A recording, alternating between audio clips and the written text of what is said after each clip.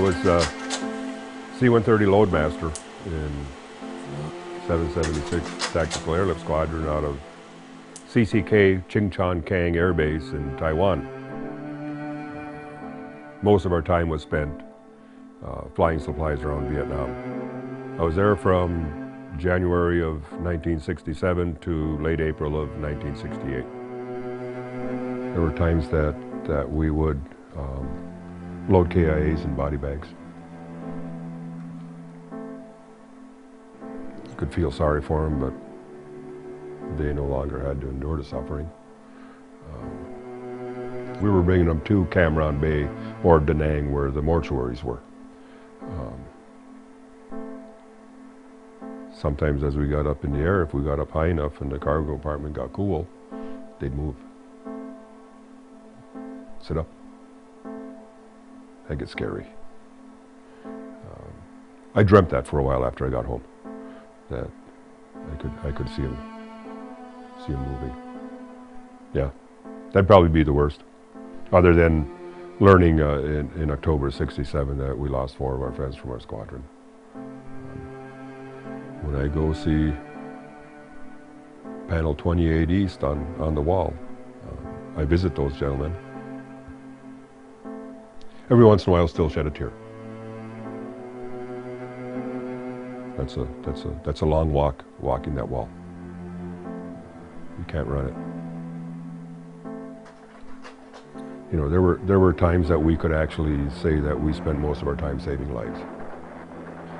During the siege of Khe Sanh in '68. There was no other way in except for us bringing the supplies in. We brought ammo, we brought food, we brought water, we brought mail.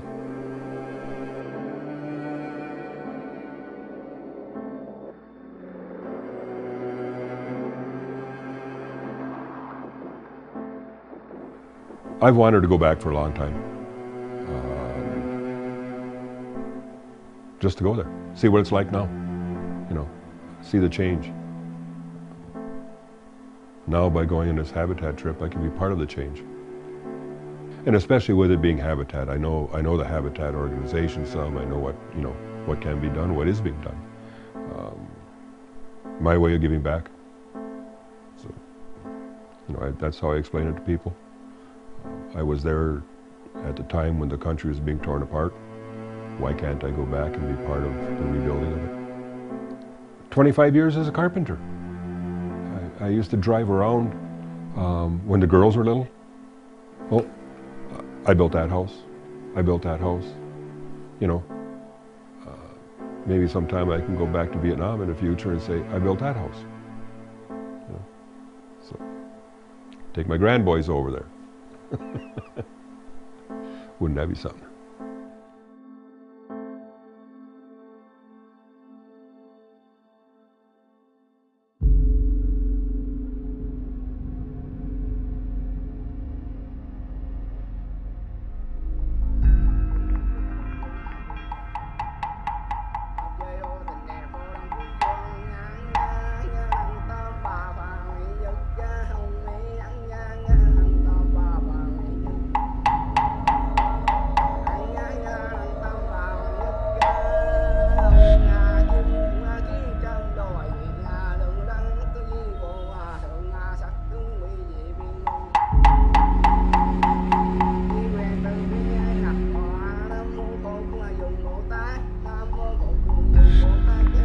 I spent my time in the air. I saw Vietnam from 2,000 to 28,000 feet, from one end to the other.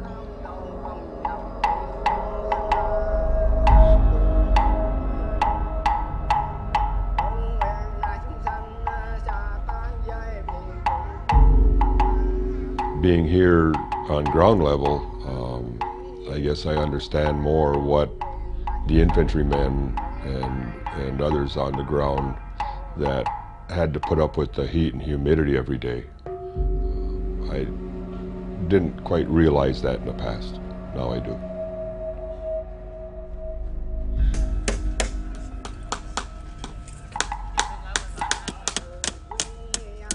When I was here, we worked 5-man teams. This time we had a 10-man team to start with.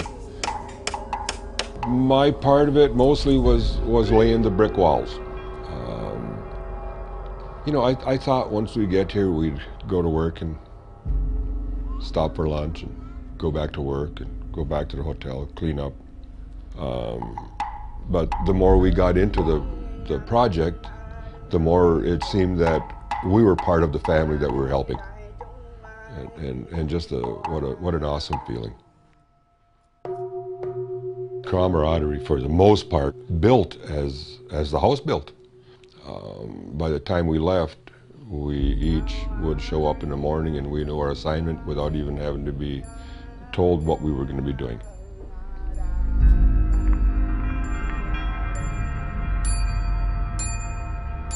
Mr. Fong, the homeowner, worked side by side with us, outworked all of us by a long shot. At first it seemed like maybe it was a challenge because we couldn't communicate with him very well. By the time we got done, even though we didn't speak the language, the communication was there just by seeing each other, you know, interacting with the families. Both our homeowner family and his brother next door and his family, it was wonderful.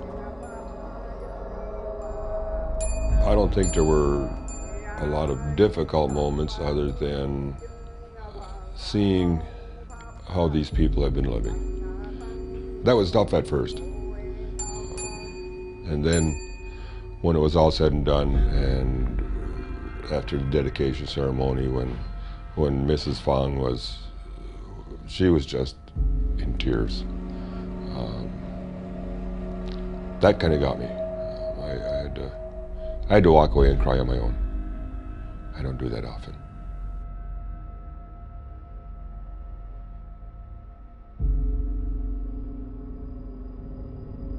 The visit to the cemetery, and that was a cemetery of Viet Cong and North Vietnamese. As about 18 of us stood and saluted, paying honor to them, and each went up and presented some incense and also saluted again and then visited individual graves. It felt pretty close to what I do when I go to Arlington Cemetery. They're soldiers. We didn't believe in the same cause, but they're soldiers, and they're fallen soldiers. It felt pretty good to be able to honor them.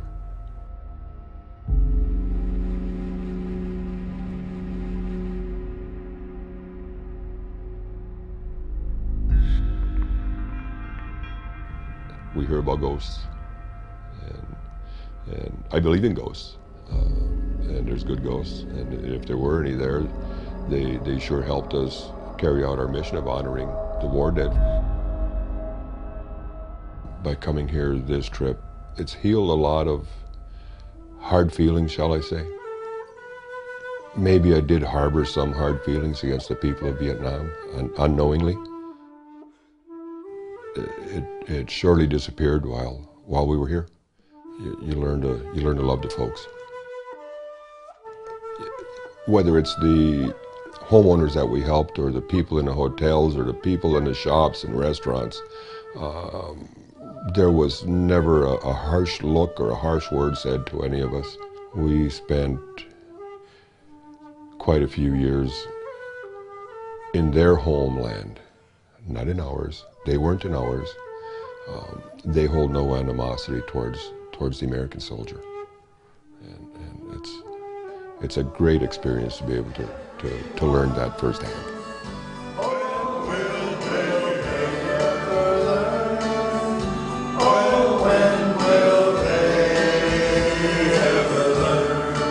I've got a few people that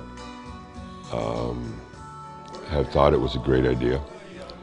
I have a few friends, other veterans, that questioned why I would want to do it. And I had some that said, "I'm so proud of you for doing it, because I can't." The healing effect that that something like this has, I think would be pretty good for all of them, especially those with post-traumatic stress. My favorite part? I think the whole thing. We got here, 32 individual people. We left Mito this morning as a family, and I think a very close family. You know, as it's been said many times, a house is just a building. When you move into it and the love enters that, then it becomes a home. That's a great feeling when you know that you have helped people have a much better life for many years to come. Going forward, I'm hoping that in 15 months, when the next Habitat build is here, I'm going to be along. Gone to ours, everyone.